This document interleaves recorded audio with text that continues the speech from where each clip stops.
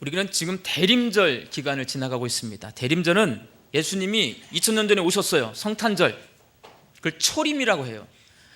이 땅에 오셨던 그 예수님을 기억하는 절기가 대림절이에요. 그리고 대림절은 우리 예수님이 이 땅에 오셨다가 십자가에 죽으셨다가 3일 만에 부활하셨다가 40일 만에 승천하셨어요. 그리고 다시 오시겠다고 약속하셨어요. 다시 오시겠다고 약속하신 그 예수님의 재림을 기다리는 절기가 대림절이에요. 그래서 대림절은요, 예수 그리스도의 성탄을 기억하고 다시 오실 예수님의 재림을 기다리는 절기가 대림절이에요. 성탄절 앞에 4주. 그래서 제가 예배학교에서 배울 때 예배학에서는 어떤 권면을 하냐면 이 4주 동안 매주 주제가 있어요. 첫째 주는 소망, 둘째 주는 평화, 셋째 주는 기쁨, 넷째 주는 사랑.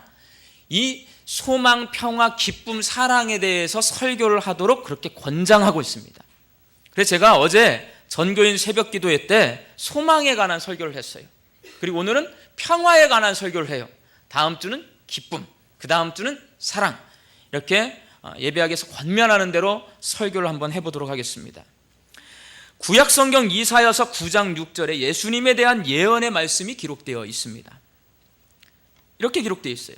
이는 한 아기가 우리에게 낳고 한 아들을 우리에게 주신 바 되었는데 그의 어깨에는 정사를 메었고 그의 이름은 기묘자라 모사라 전능하신 하나님이라 영존하시는 아버지라 평강의 왕이라 할 것이니라. 이사야서 9장 6절 말씀해 보시면요, 요약하면 이거예요. 예수님이 평강의 왕인데 그 어깨에 정사를 메었고 인류 구원의 위대한 사명을 이 땅에 메고 오셨단 말이에요. 그 예수님은 어떤 왕이냐? 왕으로 오셨는데 평강의 왕이다. 평화의 왕이라는 말씀입니다. 평화는 갈등이 없고 전쟁이 없는 상태를 말해요. 내 마음이요, 뭔가 불편함이 있잖아요. 그건 평화가 아니에요. 성경에서 말하는 평화는 사자하고 어린 양하고 함께 뛰어놀아요. 독사를 어린아이가 잡아도 물지 않아요. 모든 갈등이 없는, 모든 전쟁이 없는 상태를 평화라고 합니다. 여러분, 평안하십니까?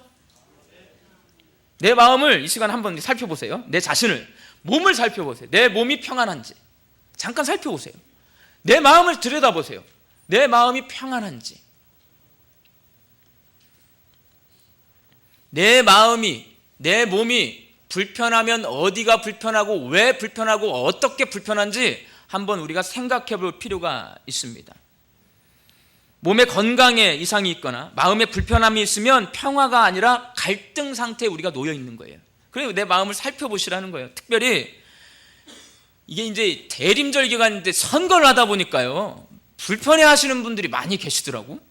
그런 거, 선거는요 여러분 지나가요. 그렇지만 우리 예수님은 이 대림절 기간에 우리가 놓치지 말고 묵상해야 될 분이에요. 다른 거요 다 잊어버리세요. 성탄절 기간에는 예수님을 묵상하셔야 돼요. 그래야 내가 삽니다. 우리 몸과 마음에 불편함이 있으면 왜 그렇게 있는지 한번 여러분들이 생각해 보시고, 혹시 이 자리에 앉아 계신 분들 중에 내 몸이 불편하다, 내 마음이 불편하다, 그렇다면 제가 이 시간 예수님의 말씀을 한 구절 읽어드릴게요. 잘 들어보세요. 요한복음 14장 27절 말씀입니다. 평안을 너희에게 끼치노니 곧 나의 평안을 너희에게 주노라. 내가 너희에게 주는 것은 세상이 주는 것과 같지 아니하리라. 너희는 마음에 근심하지도 말고 두려워하지도 말라. 예수님을 깊이 묵상하면요, 평화에 대한 말씀을 많이 들을 수 있어요. 여러분, 내 마음이 불편하고 내 몸이 불편하신 분들은 이 절기 동안에 예수님의 말씀을 들으려고 애쓰세요. 특별히 평화에 대한 말. 요한복음 14장 27절, 평화를 너희에게 주노라. 예수님의 말씀이에요. 이 시간 이 자리에 앉아 계신 모든 분들에게 우리 주님의 평강이 가득하기를 축원합니다. 평강의 왕이신 예수님을 깊이 묵상해 보면 예수님의 모습에서 우리가 평화를 누릴 수 있는 세 가지 지혜를 발견할 수 있어요. 제가 설교할 때 많이 쓰는 말이 깊이 묵상하는 거예요. 저는 설교를 준비할 때요, 본문 말씀을 50번, 60번 반복해서 읽습니다. 왜? 깊이 묵상하려고 그래요. 저는요, 시중에 나와 있는 다른 서적을 참고하려고 하지 않습니다. 그 서적들은요, 미리 읽어놔야 돼요. 내일 설교하는데 오늘 밤에 그걸 읽고 있으면 그 책의 내용은 내 것이 되지 않아요. 그래서 저는 하나님의 말씀, 성경 말씀을 깊이 묵상해요. 어젯밤에는 날 새진 않았어요. 그래도 늦도록 제가 참 이 본문을 여러 번 읽고 또 읽고 했더니 하나님께서 제가 여러분에게 설교하라고 주신 메시지가 있어요. 잘 들어보세요. 예수님의 모습을 깊이 묵상하면 내 몸이 불편하고요, 내 마음이 시끄러워요. 그런데 거기에 평화를 누릴 수 있는 세 가지 지혜를 얻을 수 있어요. 첫 번째가 뭐냐? 공감이에요. 공감. 공감이라고 하는 것은 서로 느낀다라는 거죠. 같은 마음으로. 왕은 최고 권력자요 통치자에게 왕이라고 하면은 웅장함, 화려함, 고귀함이라는 이 단어가 어울립니다. 그런데 이 땅에 오신 예수님의 모습을 보면요, 왕이라고 하기는 너무 초라해요. 예수님은 마리아가요, 남편이 있어요, 없어요? 미혼모예요, 여러분. 요셉이 남편인데요, 이게 진짜 남편이 아니잖아요. 이 남편과 상관없이 예수님을 잉태했어요. 지금 이 시대로 말하면 미혼모입니다. 예수님은 미혼모 마리아를 통해 이 땅에 오셨어요. 이 시대에 태어났어도 예수님 굉장히 힘들었을 거야. 두 번째, 예수님이 태어나신 마을은 베들레헴이에요. 이스라엘의 작은 마을입니다. 그 베들레헴에서도 마구간에서도 나자마자 어디에 누웠어요? 말구유. 여러분, 말구유라고 하니까 굉장히 고상하게 들려요. 제가 어렸을 때 시골 할아버지네 집에 가면 시골 할아버지 마당 저 끝쪽에 돼지우리가 있어요. 돼지우리 하나 있으면요, 온 집안에 돼지 냄새가 나요. 그 돼지우리에는 돼지 밥통이 있어요. 거기다 뭐 갖다 줘요? 음식 찌꺼기 막 갖다 준단 말이에요. 그럼 돼지가 꿀꿀꿀 먹어요. 예. 그걸 저는 돼지 밥통이라고 불렀어요. 자, 말이 풀을 먹어요. 그러면 이거 뭐예요? 말 밥통이에요.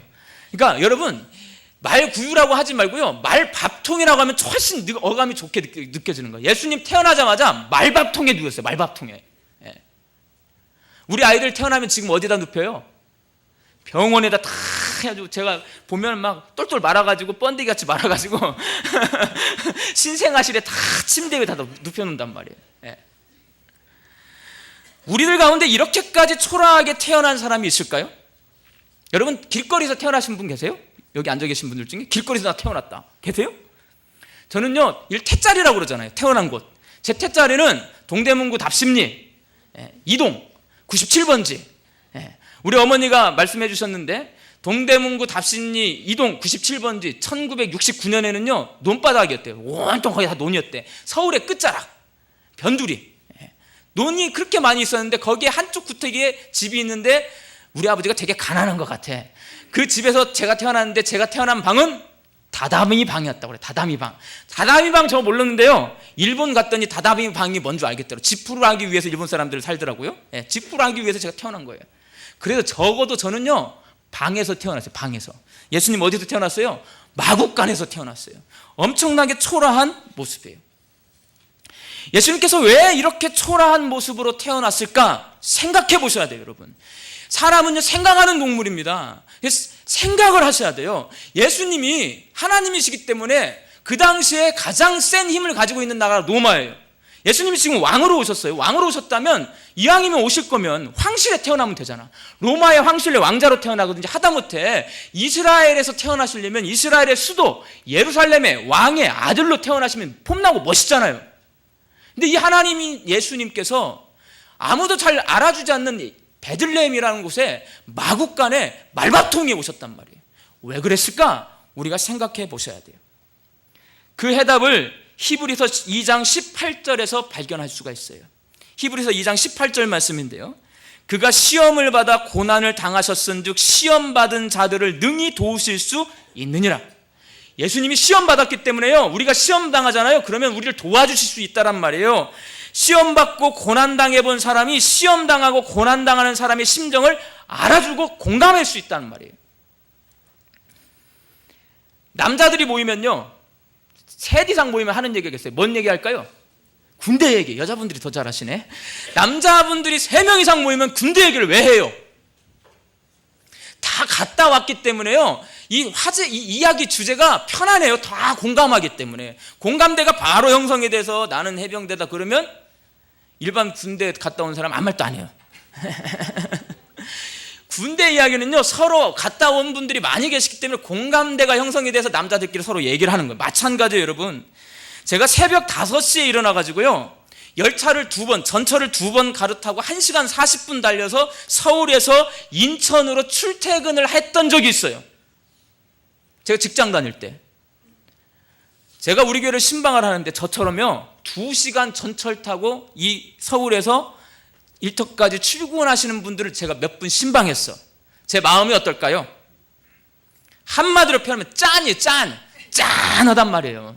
그런 분들을 보면 옛날에 제가 여러분 솔직히 1시간 40분 전철 타기가 쉽지가 않아요. 걷고 타고 하는데 앉으면 좋은데요, 저희같이 젊은 세대는 앉을 수가 없어요. 어르신들이 계시기 때문에 아예 그냥 서 있어요. 그냥 서 있어.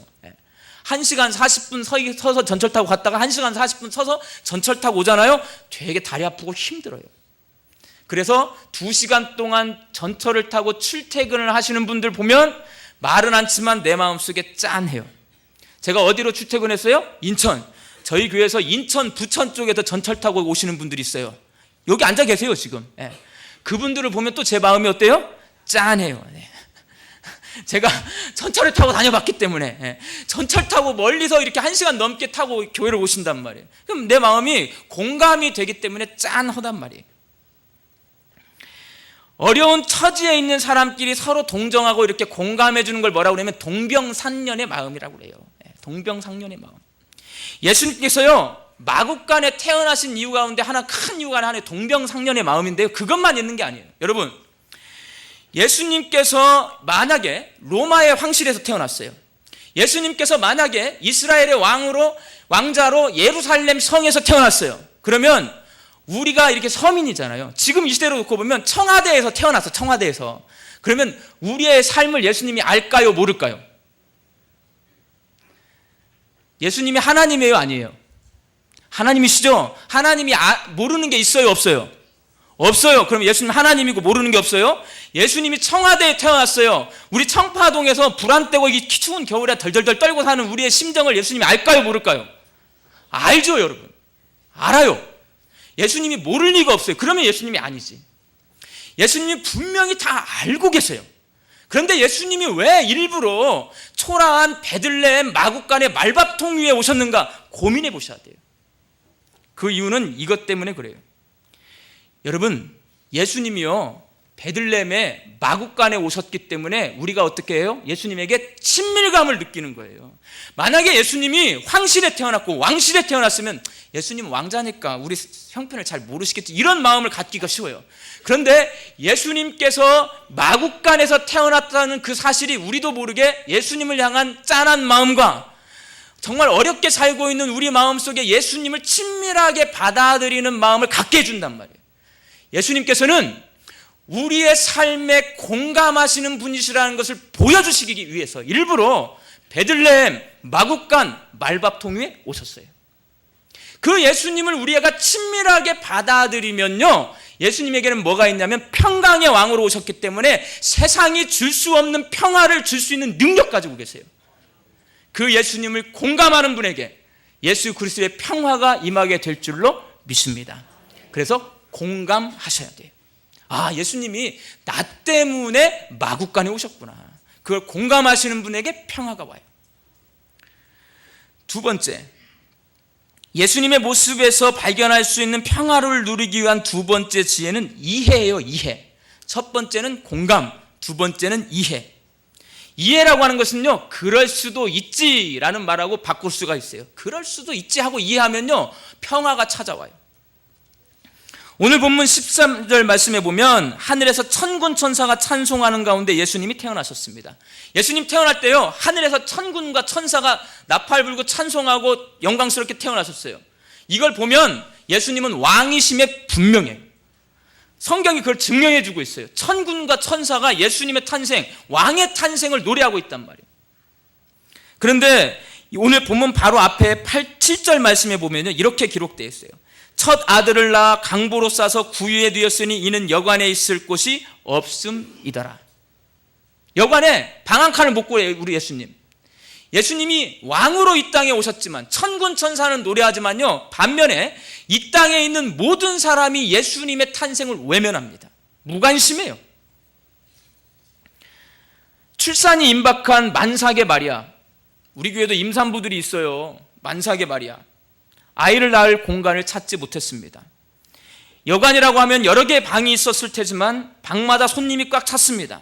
출산이 임박했어요. 여러분, 산모가 임산부가 출산이 임박하게 되면 어떻게 돼요? 아프죠? 아프면 어떻게 돼요? 낑낑대죠? 신음소리를 내게 돼 있단 말이에요. 그런데 그 여관에 투숙한 사람이나 여관의 주인이나 하여간 거기 주변에 있는 모든 사람이 이 임산부를 도와주지 않아요. 아무도 방을 양보해 주지 않았고 아무도 배려해 주지 않았습니다. 그래서 성경은요, 임산부인 마리아가 아무의 배려를 받지 못했다는 것을 안타까운 심정으로 여관에 있을 곳이 없음이니라 이 한 문장에다 딱 써놨어요. 그렇지만 저는 느껴져요. 계속 성경을 한 50번 읽으니까 그게 느껴져. 여관에 있을 곳이 없음이니라. 여관은요, 사람이 투숙하는 곳이고 방이 있는 곳이에요. 근데 그 방이 있는 곳에 투숙할 곳이 없는 거예요. 분명히 방을 막 찾으러 다녔을 거야. 근데 아무도 양보해 주지 않고 배려해 주지 않는 거예요. 어젯밤 이 본문 7절 말씀은요, 제가 한 60번 읽은 것 같아요. 그러니까 두 가지 하나님께서 저한테 떠올리게 해주시는 게 있는데, 뭐냐면 화가 나요. 화가 나. 왜? 1번, 첫 번째는 베들레헴 사람들, 특별히 그 여관 사람들 중에 여관 주인이 제일 화가 나. 왜냐? 임산부와 어린아이와 노인, 장애인들은요, 약자입니다. 그러면 어느 시대, 어느 나라, 어느 상황에서든지 보호받아야 돼요. 여관이라는 곳은 사람이 많이 몰려있는 곳이에요. 그러면요, 임산부가 출산을 앞두고 있으면 배려를 해줘야 될 거 아니에요. 아이고, 내가 방 잡았는데 여기서 출산하세요, 이렇게 비켜줘야 될 거 아니에요. 비켜준 사람 하나도 없어요. 여관 주인이요, 방을 안 빼주면, 손님들이 안 빼면 자기 방이라도 빼줘야 될 거 아니에요. 안 빼줘요. 베들레헴 사람들의 불친절함이 느껴져요. 제가 말씀을 읽고 또 읽었더니 배가 불러가지고 출산이 임박해서 진통이 오니까, 산통이 오니까 끙끙대는 이 마리아가 애를 낳으려고 하는데 아무도 배려해주지 않는 베들레헴 사람들이 눈에 딱 들어오는 거예요. 화가 나요. 예수님의 출산을 우리가 생각한다면요, 여러분, 임산부, 어린아이, 어르신들, 장애인들 잘 대해 주셔야 합니다. 친절하게 이 약자들을 보호해 줄 수 있는 우리 청파동교회 성도들이 되시기를 바랍니다. 한 가지 더 화가 나는 게 있어요. 아버지 요셉이요. 여기 아버지들 많이 계세요. 우리 아이가 지금 출산을 하려고 해요. 제가 가만히 생각을 해봤어요. 지금 내 아내가 아이를 낳아요. 첫 아이예요. 첫 아이는 더 힘들잖아요. 방이 없어요. 여러분 어떻게 하실 거예요? 가만히 계실 거예요? 멱살 잡아서라도 손님을 빼내고 집어넣어야 될 거 아니에요. 그래야 아버지죠. 근데 어젯밤에 가만히 읽어보니까 이 요셉에게 막 화가 나는 거예요. 가만히 생각했더니 예수님 요셉 아들이에요? 아니에요? 아니에요. 그 마음이 느껴지는 거예요. 자기 아내를요, 무능하고 무책임한 이 아버지가, 남편이요, 마국간에서 태어나게 하는 거예요. 그만큼 예수님은 배려받지 못했어요. 이 땅에 오실 때 아무도 예수님에게 어떤 그 사랑을 베풀어 주지 않았어요. 예수님은 아버지의 배려도 못 받고 이 땅에 오신 거예요. 무관심과 배려해 주지 않는 분친절, 그리고 무능과 무책임, 무성의 속에서 평강의 왕이 태어나 겨우 얻은 태자리가 마국간이고, 태어난 아이를 포대기에 쌓아 누인 곳이 바로 말구유입니다. 이 아이가 자라나서 나중에 이 출생의 비밀을 알게 되면 어떤 마음일까요? 내가 태어날 때 사람들이 방 하나도 양보해 주지 않고 날 말밥통 위에 눕게 만들었다. 내가 태어날 때 내 엄마가 방이 그렇게 많은 여관에 들어갔는데 방을 안 내줘서 마국간에서 나를 낳았다. 여러분, 사회 불만 갖게 되어 있어요. 자칫 잘못하면, 예수님 성격이 안 좋았으면요, 머리 노란물 들이고 코하고 귀에다가 귀 뚫고 피어싱이라고 하나요? 이 귀걸이 차고 가죽 잠바 입고 오토바이 부릉부릉 하고 타고 다니는 불량 청소년 됐을 수도 있어요. 예수님은 왕이십니다. 왕에게는 힘이 있어요. 지금은 애기지만요, 예수님이 애기가 아니에요. 이제 나중에는 예수님이 어른이 돼요. 그리고 왕이 되십니다. 왕에게는 권력이 있습니다. 우리나라의 역사상 가장 폭군으로 인정되는 사람이 연산군이라는 사람이 있어요. 연산군, 폭군 연산군. 많은 사람 죽였거든요. 예수님이 만약에 성격이 안 좋았으면 나중에 왕이 되셔가지고 베들레헴 이름 바꿔, 예? 베들레헴 사람들 전부 바닷가로 귀양 보내, 이러실 수 있단 말이에요. 그런데 예수님 그렇게 하지 않았어요. 여기서 우리가 한 가지 지혜를 얻을 수 있는 거예요. 이해하는 거예요. 그럴 수도 있지. 어떻게 그럴 수 있어? 나한테 도대체 어떻게 그럴 수 있어? 이 마음을 가질 수 있는 상황, 충분히 섭섭해할 수 있는 상황이고요. 내 마음속이 이렇게 삐뚤어지게 먹을 수 있고 꼬일 수 있는 상황이에요. 그렇지만 예수님 어떻게 그럴 수 있어? 이 마음을 가진 게 아니라 반대로 그럴 수도 있지라는 마음을 가지셨습니다. 그렇기 때문에 예수님은 목수인 아버지 요셉의 아들로 자라서 목수가 되셨어요. 마태복음, 마가복음에요, 목수 요셉의 아들, 그리고 마리아의 아들 목수 예수, 이렇게 기록되어 있어요. 그것은 예수님이요 성품이 좋게 자라나셨다는 거예요. 그리고 미가서 5장 2절에 보시면 베들레헴 에브라다야 너는 유다 족속 중에 작을지라도 이스라엘을 다스릴 자가 내게서 내게로 나올 것이라 예언되었어요. 베들레헴에 예수님이 올 것이 예언되었어요. 그게 예수님이 오셨는데 베들레헴이 환영하지 않았어요? 예수님이 나중에 알았어요? 보고 가면 이 베들레헴이라는 이름이 성경에 나오지 않았을 거예요. 그런데 여러분 베들레헴 가보셨어요? 베들레헴 안 가보셨죠? 근데 어떻게 알아요? 베들레헴은 지금도 이스라엘의 작은 이 마을일 거라고 그래요. 그럼 이걸 어떻게 하냐고, 베들레헴을.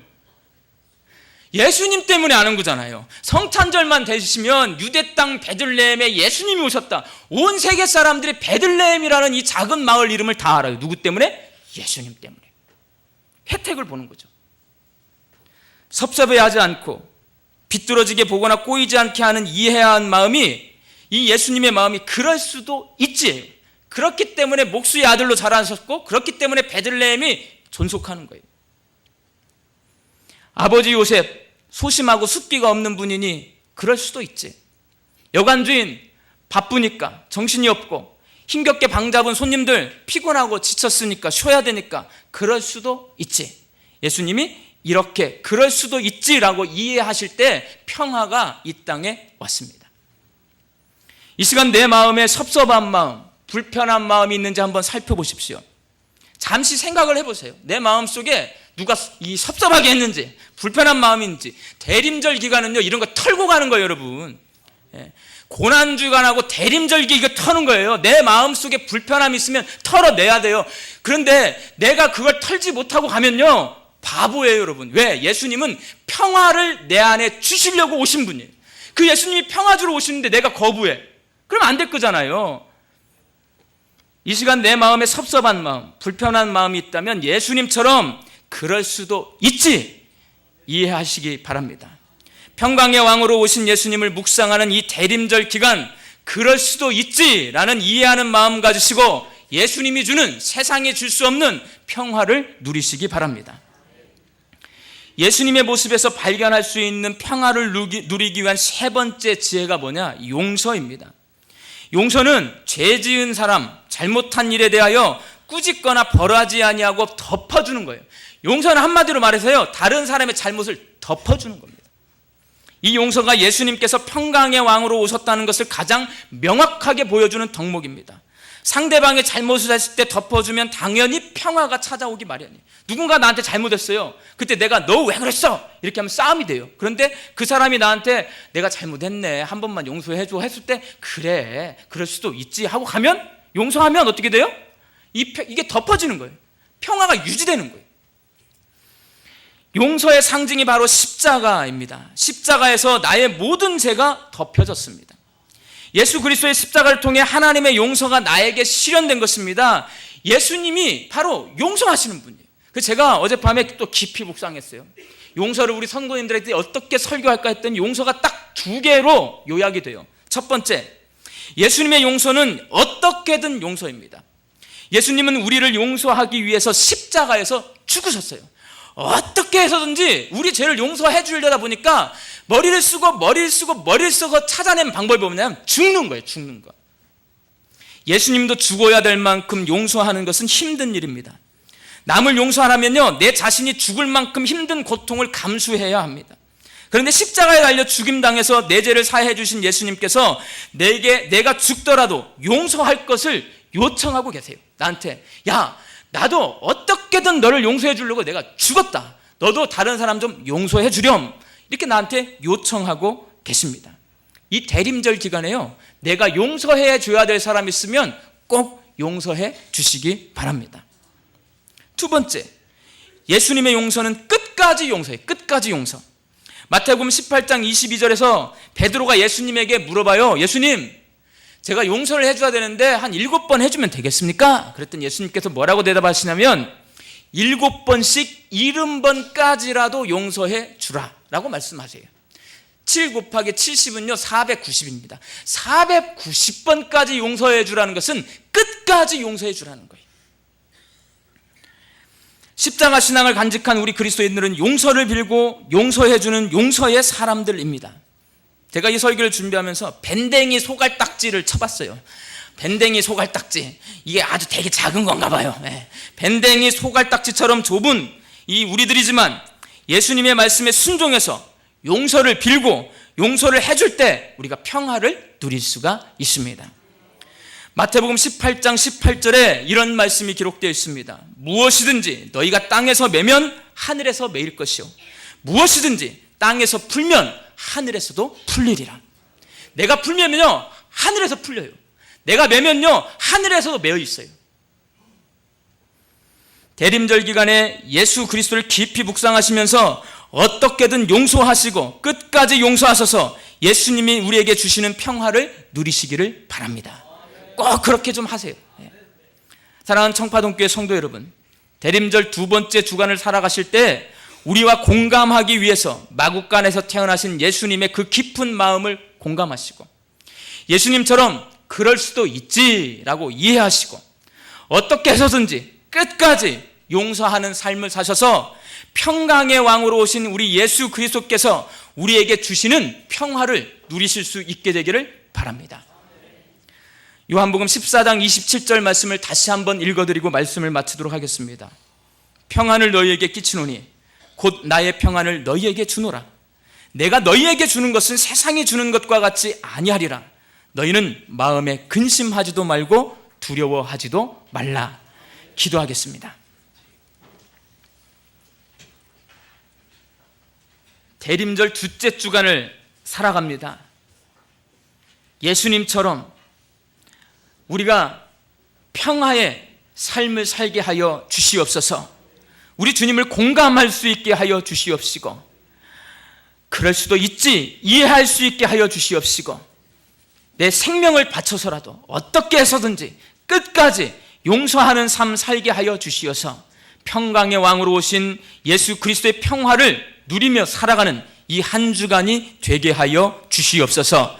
예수님의 이름으로 기도하옵나이다. 아멘.